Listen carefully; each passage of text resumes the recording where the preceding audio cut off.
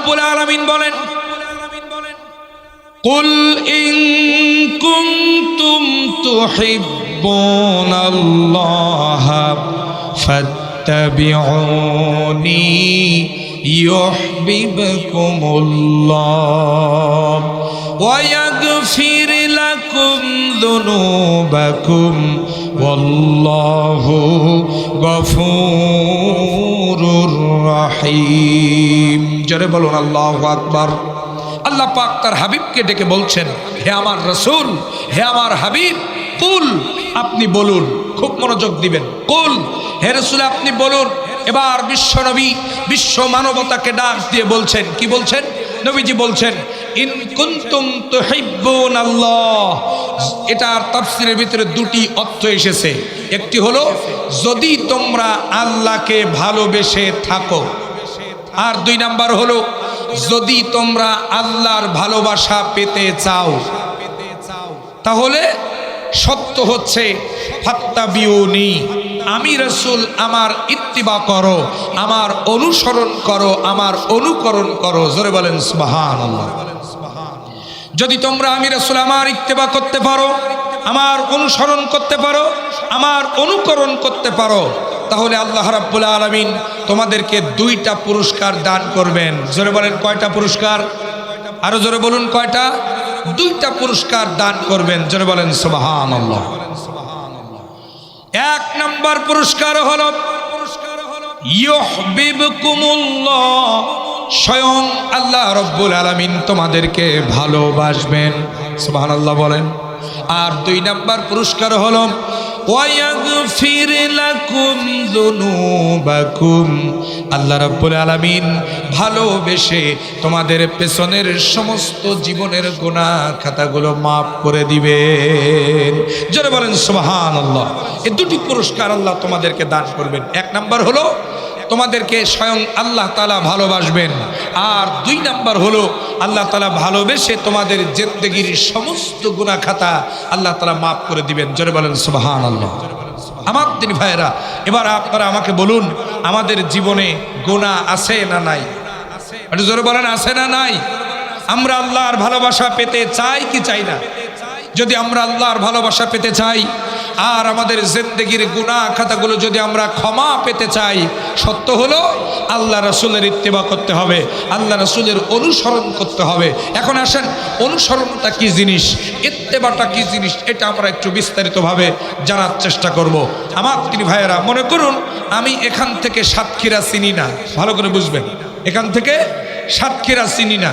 আমার মোহতারাম আব্দুর রহিম ভাই, তিনি এখান থেকে সাতক্ষীরা চেনেন, আমার সাতক্ষীরা যাওয়া প্রয়োজন।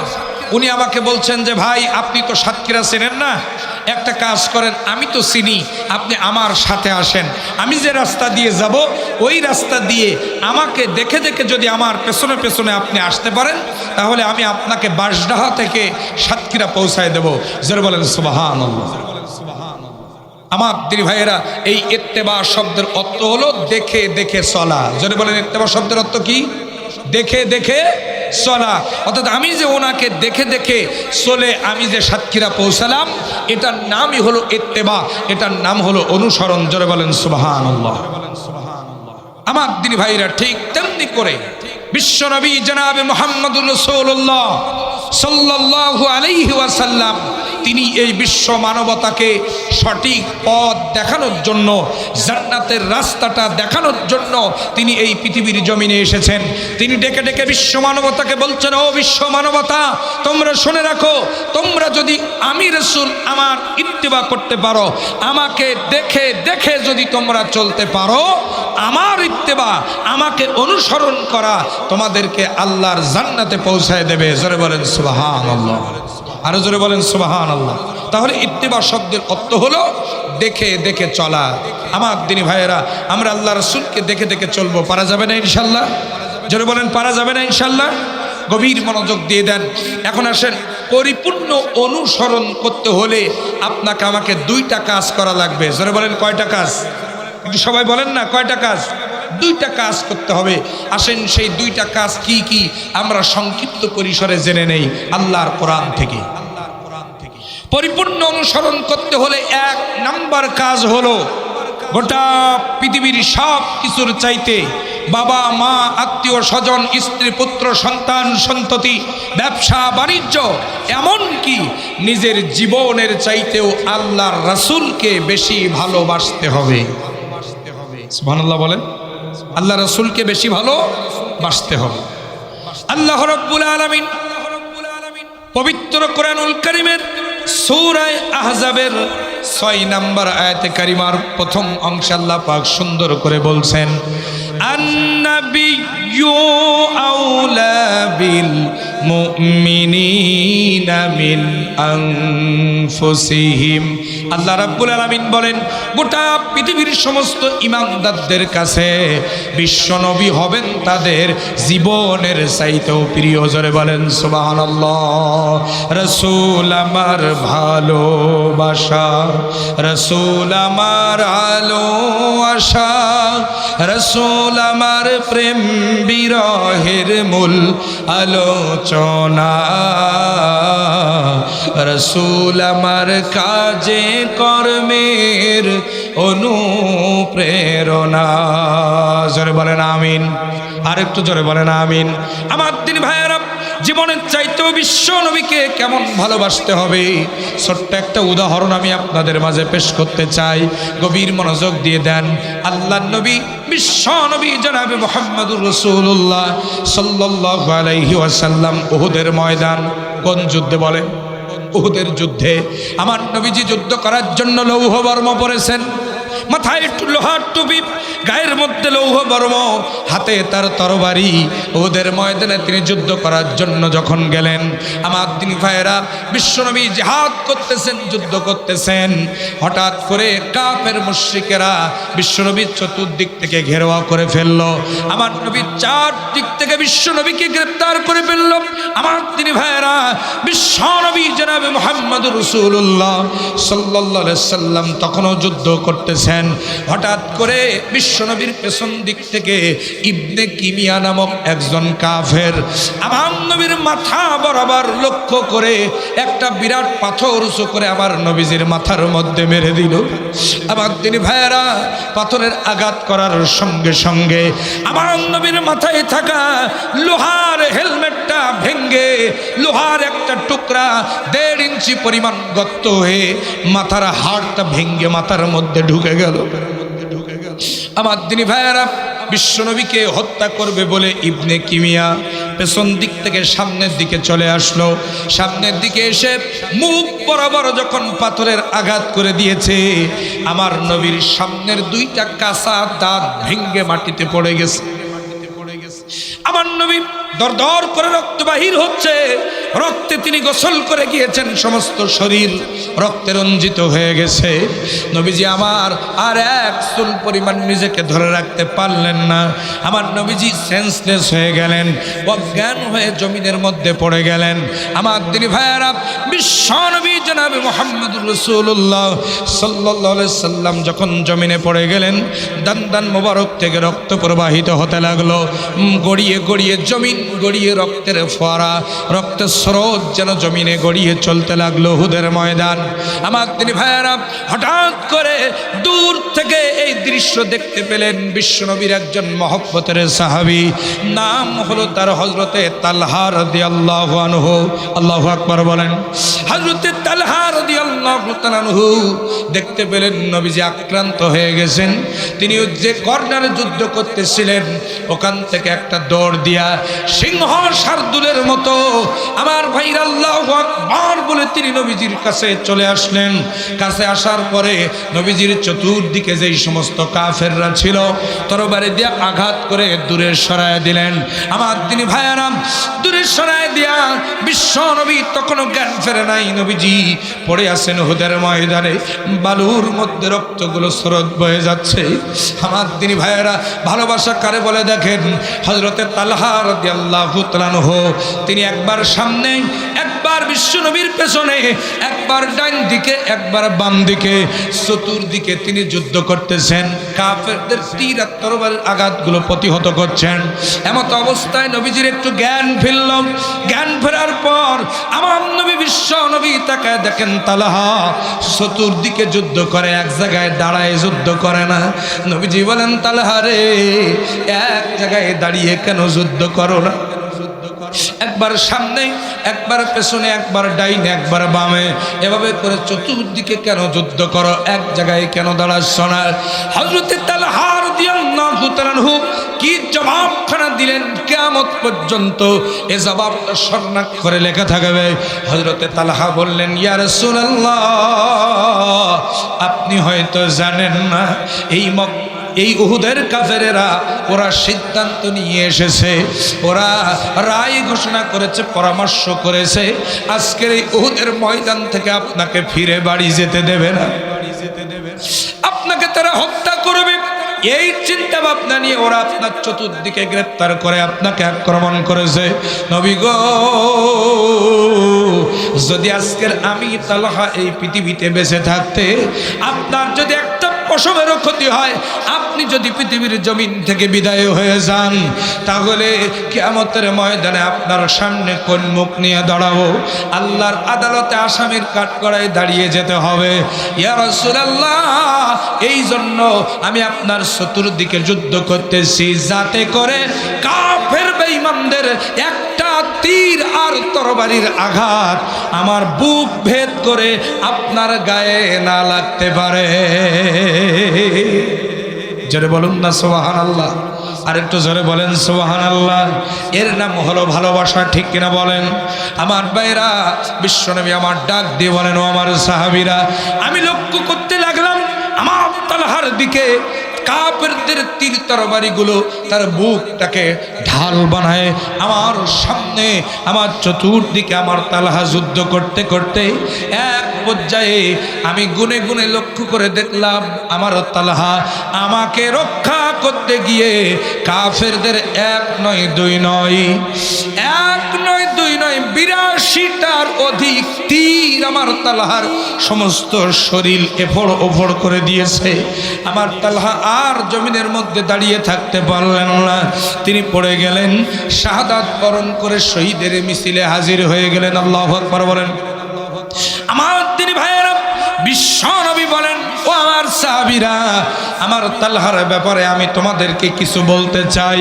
সেটা হলো, শুনে রেখে দাও, কাল কিয়ামতের কঠিন দিন, মুসিবতের সময়, যেদিন মা তার সন্তানকে চিনতে পারবে না, যেদিন স্বামী তার স্ত্রীকে ভুলে যাবে, যেই দিন ৯,৩০,০০,০০০ মাইল দূরের সূর্যটা মাথার মাত্র ১ থেকে ১.৫ হাত উপরে চলে আসবে, যেই দিন সূর্যের তাপে জমিনটা তামা হয়ে যাবে, যেই দিন গুনাহগারের মাথার চান্দিগুলো সূর্যের তাপে ঠাস ঠাস করে ফেটে গিয়া ঘিনুগুলো টকবক করে ফুটতে ফুটতে নাক কান বলা বেবে জমিনের মধ্যে পড়তে থাকবে, ওই কঠিন কিয়ামতের ময়দানে পানির পিপাসায় যেদিন মানুষের জিহ্বাটা নাভি পর্যন্ত ঝুলে যাবে, ওই কঠিন কিয়ামতের ময়দানে আমি বিশ্বনবী বলে দিলাম, আমি বিশ্বনবী যেই জান্নাতের মধ্যে, যেই রুমের মধ্যে থাকব, আমার তালহা আমার সঙ্গে একই জান্নাতের একই রুমের মধ্যে থাকবে।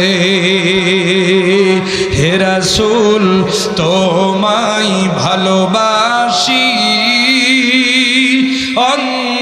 অন্তরে, শুধু মুখে না,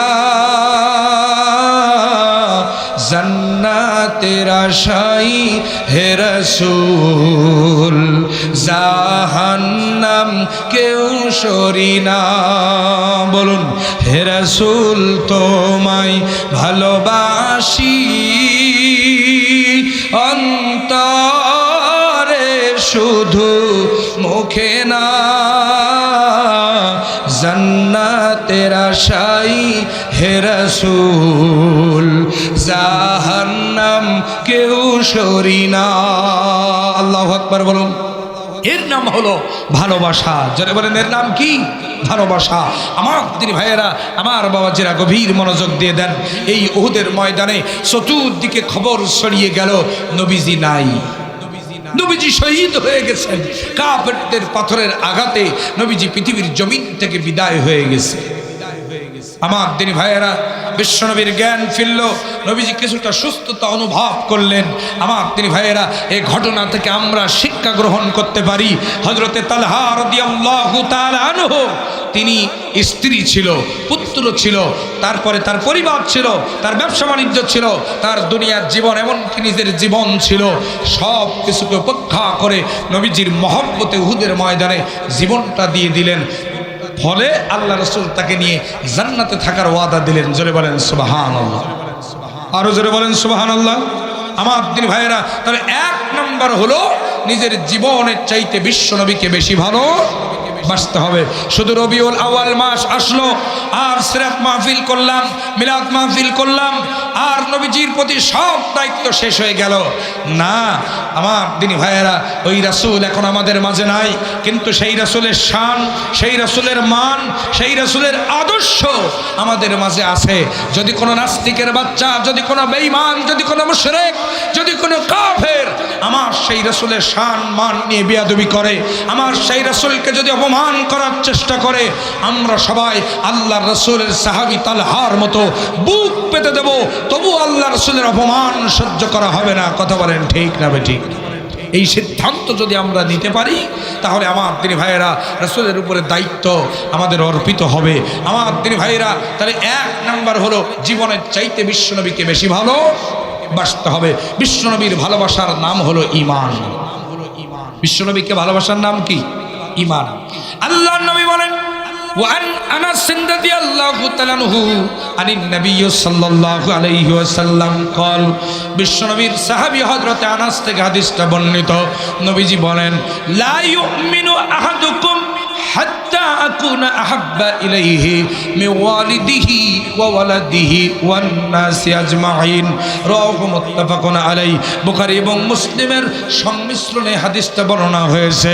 নবীজি বলেন, ততক্ষণ পর্যন্ত তোমরা প্রকৃত মুমিন হতে পারবা না যতক্ষণ না তোমরা তোমাদের বাবার চেয়ে, মায়ের চেয়ে, সন্তানের চেয়ে, স্ত্রীর চেয়ে, এরপরে ব্যবসা বাণিজ্য, এমনকি দুনিয়ার সব সম্পত্তির চাইতেও যদি বিশ্বনবীকে বেশি ভালো না বাসো, এমনকি নিজের জীবনের চাইতেও যদি নবীজিকে বেশি ভালো না বাসতে পারো, ঈমানদার হওয়া যাবে না। সব কিছুর চাইতে নবীজি হবেন আমার কাছে প্রিয়, এমনকি আমার জীবনের চাইতেও প্রিয় হবে। জোরে বলেন সুবহানাল্লাহ। তাহলে এক নম্বর হলো অনুসরণের জন্য আপনাকে আমাকে এক নম্বর কাজ করতে হবে, সেটা হলো বিশ্বনবীকে জীবনের চাইতেও বেশি ভালোবাসতে হবে। কথা বলেন ঠিক কিনা? আমরা রাজি আছি তো ইনশাল্লাহ? এবার আসেন দুই নাম্বার।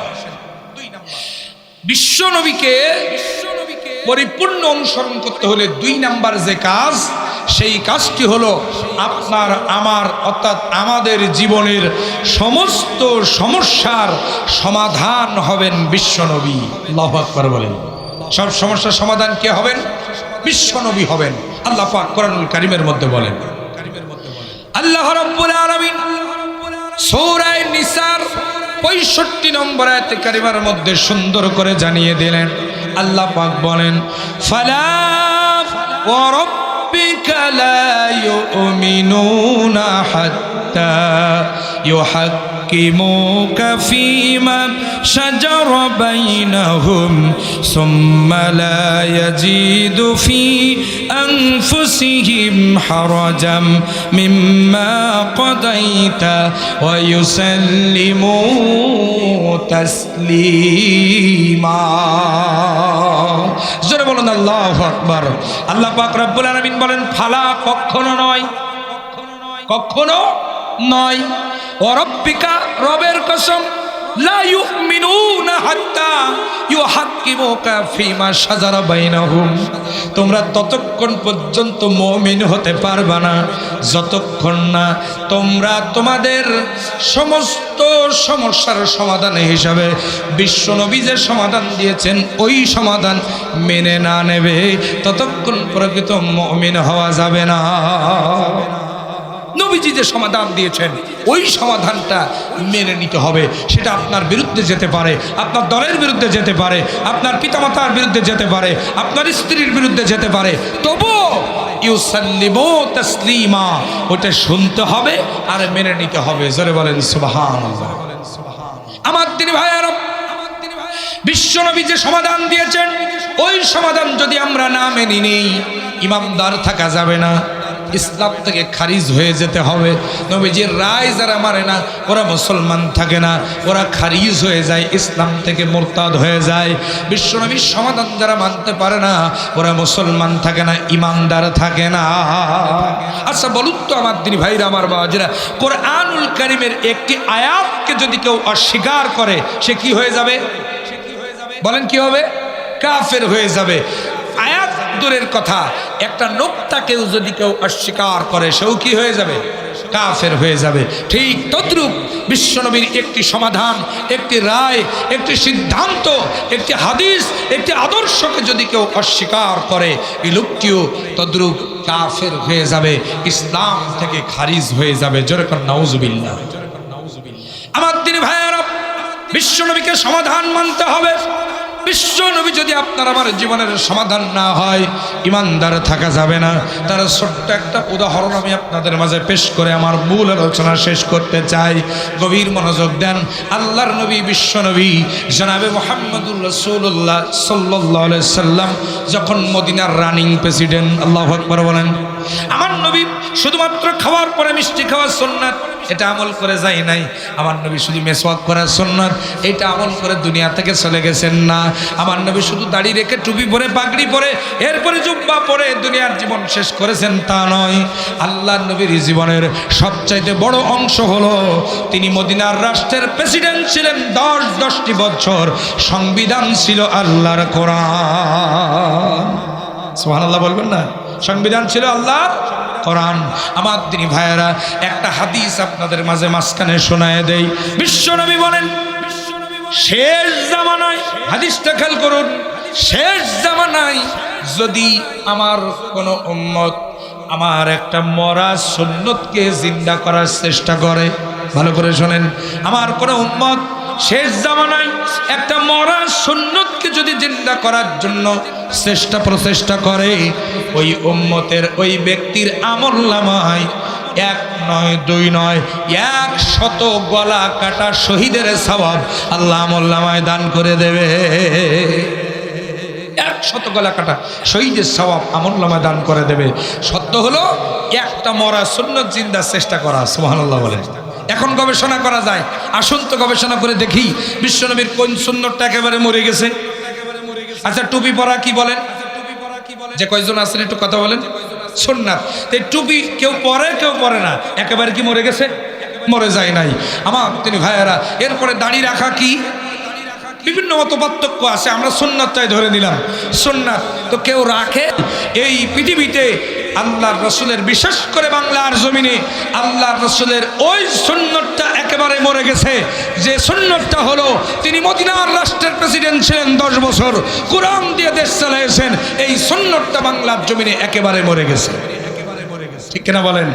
আমার দিনী ভাইয়ের, আমার বাবাজিরা, সেই সুন্নাত জিন্দার চেষ্টা আপনাকে আমাকে করতে হবে। আগামী বাংলাদেশকে ইসলামের বাংলাদেশ বানানোর জন্য, আগামীর বাংলাদেশকে কোরআনের বাংলাদেশ বানানোর জন্য আল্লামা সাঈদী রাহিমাহুল্লাহর সেই দাবি অনুযায়ী ঘরে ঘরে দাওয়াতি কাজ পৌঁছায় আগামী নির্বাচনকে টার্গেট রেখে আমাদেরকে এ বাংলার জমিনে আল্লাহর আইন এবং সত্যকের শাসন প্রতিষ্ঠার চেষ্টা করতে হবে। যদি করতে পারি 100 গলা কাটা শহীদের সওয়াব। সুবহানাল্লাহ বলবেন না? আরো জোরে বলুন সুবহানাল্লাহ। আমার তিনি ভাইরা, আমার বাবাজিরা, সুতরাং আপনারা এখানে আছেন কয়েকজন, এই আলোচনাটা মিডিয়ার মধ্য দিয়ে গোটা বিশ্ব শুনতে পাবে 2-1 দিনের ভিতরে। আমার তিনি ভাইয়েরা, সকলের কাছে দাবি জানাবো, বাংলাদেশের প্রত্যন্ত অঞ্চল থেকে শুরু করে রাজধানী পর্যন্ত সমস্ত জায়গায় এখন ইসলামের গণজোয়ার তৈরি হয়ে গেছে। ঠেকাতে পারবেন না। আল্লাহু মুতিম্মু নূরিহি, আল্লাহ তার নূরকে জ্বালায় রাখবেন, যত অঞ্জলাতন কাফেরদের মনের মধ্যে হোক না কেন। বিজয়ের ধারা শুরু হয়ে গেছে। আপনারা দেখেন আমার ভাইরা, বিজয়ের সূচনা ছোট্ট একটা উদাহরণ দিয়ে আমি সামনে বাড়াবো। লক্ষ্য করেন আমার ভাইয়েরা, বিশ্বনবী ইসলামের সূচনা কোথায় হয়েছিল? মক্কায়। বলেন কোথায়? মক্কায়। ইসলাম চতুর্দিকে ছড়িয়ে গেল, পূর্ণতা পেল কোথায় গিয়ে? মদিনায় গিয়ে আবার ইসলামের সুস্পষ্ট বিজয় হলো। কোথায় এসে? মক্কা এসে, মক্কা বিজয়ের মধ্য দিয়ে সুস্পষ্ট বিজয় হলো। তাহলে সূচনা হলো মক্কায়, প্রভাব বিস্তার করলো মদিনায়, আবার সেই ইসলাম মক্কায় ফিরে এসে পরিপূর্ণতা পেল এবং পরিপূর্ণ বিজয় অর্জন করলো। আমার দিনী ভাইয়েরা, বাংলাদেশ ইসলামী ছাত্র শিবিরের যাত্রা শুরু হয়েছিল ঢাকা বিশ্ববিদ্যালয় দিয়ে। ঠিক কিনা বলুন? ঢাকা বিশ্ববিদ্যালয় দিয়ে শুরু হয়েছিল, আর সেইটা সারা বাংলাদেশে এখন ছড়িয়ে গেছে। আবার সেই ঢাকা বিশ্ববিদ্যালয়ে সেই ছাত্র শিবিরের ইসলাম অর্থাৎ বিজয়ের মধ্য দিয়ে আজকের ইসলামী রাষ্ট্রের সূচনা হচ্ছে। আগামীর বাংলাদেশ হবে কোরআনের বাংলাদেশ, ইনশাআল্লাহ। যারা বলেন ইনশাআল্লাহ। আমার দিনী ভাইরা, তাই আসুন 2 নম্বর পয়েন্ট, বিশ্বনবীকে আদর্শ হিসাবে গ্রহণ করতে হবে। ব্যক্তিগত জীবনে, পারিবারিক জীবনে, সামাজিক জীবনে, রাজনৈতিক জীবনে, অর্থনৈতিক জীবনে, এমনকি তার জন্ম থেকে মৃত্যু পর্যন্ত তিনি যে আদর্শ প্রতিষ্ঠা করে গেছেন। আপনি খাবেন কেমনে? বিশ্বনবীর জীবনীতে সমাধান আছে। আপনি পড়বেন কেমনে? বিশ্বনবীর জীবনীতে সমাধান।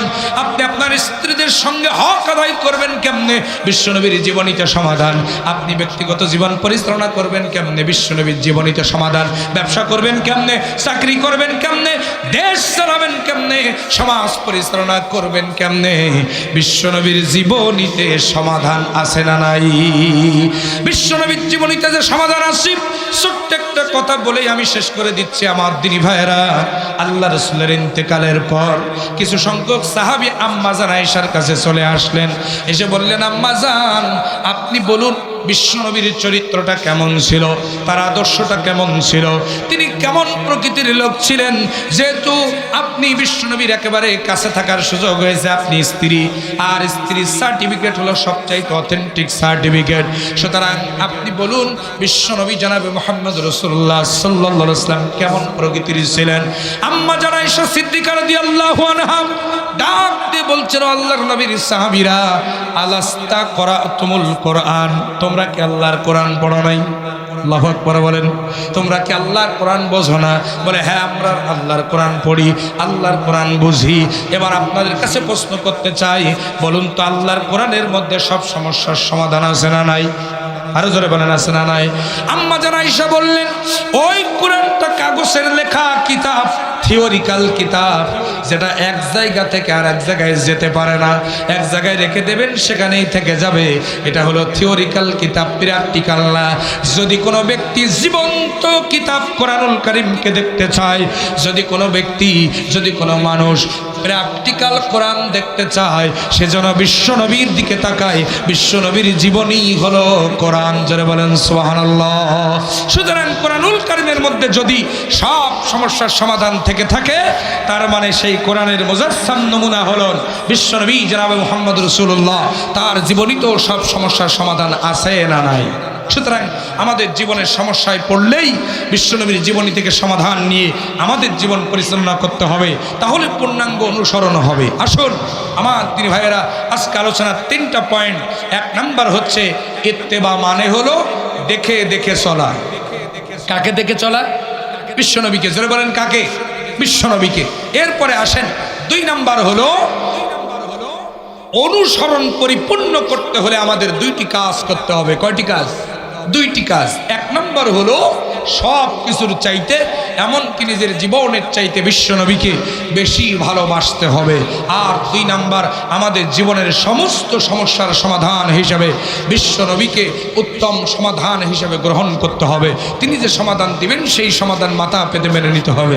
যে আমার দিনী ভাইয়েরা, তাই আসুন আমরা বিশ্বনবীকে জীবনের চাইতে বেশি ভালোবেসে এবং বিশ্বনবীকে আমরা সব সমস্যার সমাধান হিসাবে গ্রহণ করে আল্লাহর ভালোবাসা পেয়ে, জীবনের গুনাহ খাতা মাফ পেয়ে আল্লাহর জান্নাতের মেহমান যেন হতে পারি। আল্লাহ সে তৌফিক আমাদের সকলকে দান করুন। জোরে বলেন আমিন। আরো জোরে বলুন আমিন। আরো জোরে বলুন আমিন। আজকের এই মাহফিলটা বাস্তবায়নের জন্য বাসডা ইউনিয়ন জামাতের সংগ্রামী আমির, আমার একান্ত শ্রদ্ধাভাজন ব্যক্তিত্ব জনাব হযরত মাওলানা এটিএম নাজমুল হুদা সাহেব সহ ওনার নেতৃত্বে যারা কাজ করেছেন, আমাদের মাহফিল পূর্ণতা পেয়ে গেছে আলহামদুলিল্লাহ বলেন। মুহাদ্দিস আব্দুল খালেক সাহেব হুজুর তিনি আলোচনা করেছেন, আমাদের এমন একটা সময় ছিল, এই যে সময় আমরা এখানে বসে আলোচনা শুনছি বা করছি, আমাদের এমন একটা সময় ছিল, এই সময় আমরা জঙ্গলের ভিতরে থাকতাম, এই সময় আমরা ওই ঘের ভেড়িতে থাকতাম, পলিয়ে লুকিয়ে লুকিয়ে থাকতাম। আমার দিনী ভাইয়েরা, এজন্য আসেন আমরা সকলে মিলে সেই সুযোগ যেহেতু আল্লাহ দিয়েছেন, এই সুযোগকে কাজে লাগিয়ে আগামীর বাংলাদেশকে কোরআনের বাংলাদেশ হিসেবে আমরা যেন তৈরি করতে পারি। আল্লাহ আমাদের সকলকে সে তৌফিক দান করুন। ওয়া আখির দাওয়ানা আলহামদুলিল্লাহি রাব্বিল আলামিন।